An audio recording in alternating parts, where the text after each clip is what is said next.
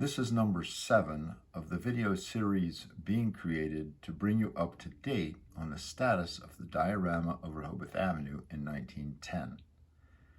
I decided to prepare this video first so that you'll know where we're headed before we dig into some of the fascinating details about life along the avenue.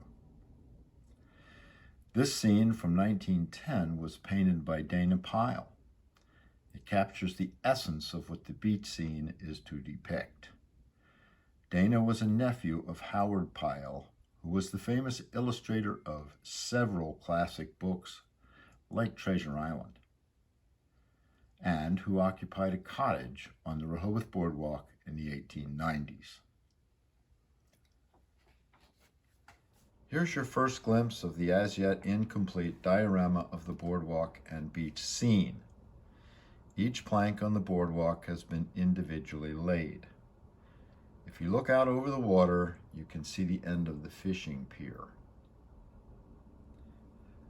Ultimately, it is planned that the diorama will go from the end of the fishing pier back to the west side of the canal, where there are some interesting features in themselves, like where the train engine turned around. So when the table you see here is complete, the east end of the diorama will be done. From the north side now, this is a colorized photograph of that fishing pier taken about 1907. Here's the front of Horn's Pavilion, under construction by the model builder. Quite the multifaceted building. It will be a pretty good reproduction of the original. Charles Horn leased this location from the city and completely overhauled the structure. It sat over the beach and surf directly at the end of Rehoboth Avenue. Horse-drawn carriages drove right up to its front.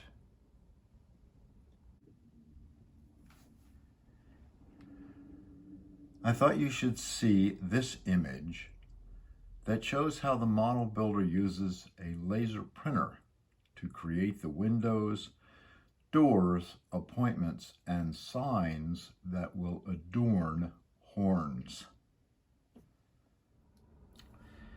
Here, I highlight the model builder's construction of the railings on the boardwalk. Notice that you can see underneath the boardwalk. That's because there was a gap between Surf Avenue and the boardwalk, requiring ramps to be built so folks could access the boardwalk from Surf Avenue.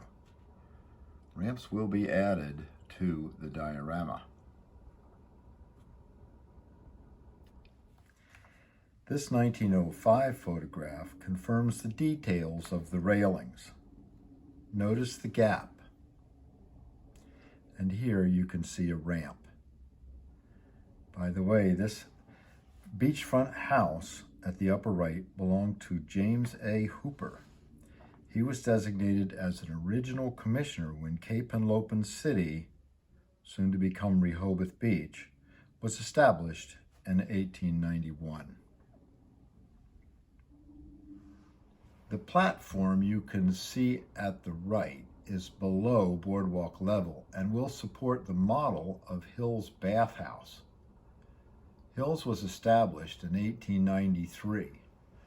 You're seeing it here from the north.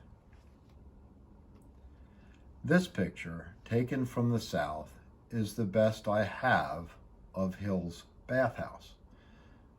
The bathhouse is where folks rented those scratchy wool bathing suits. Here again you can see the gap between Surf Avenue and the boardwalk. You get a better image of Surf Avenue, and you can see another ramp right here.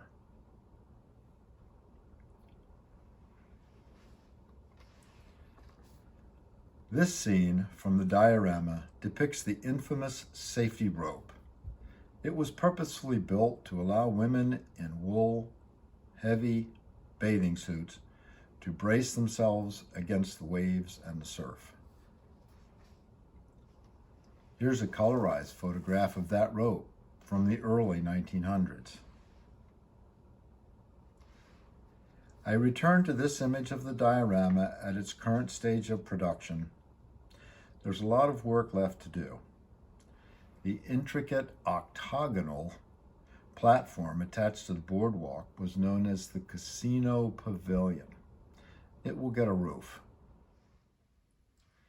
The pavilion allowed folks to enjoy the ocean breezes without getting their feet in the sand. Sunday school services were sometimes held here. Now look for the open deck behind horns. That's where the second merry-go-round on the diorama will go. It is actually under construction by a separate, equally precise model builder.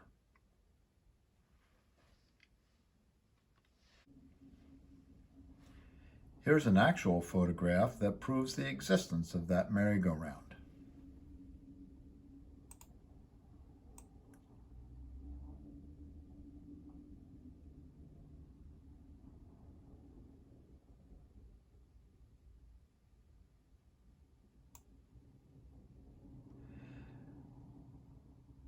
Here might be a good place to mention that this whole idyllic scene, alas, was destroyed by the storm of December 7th, 1914.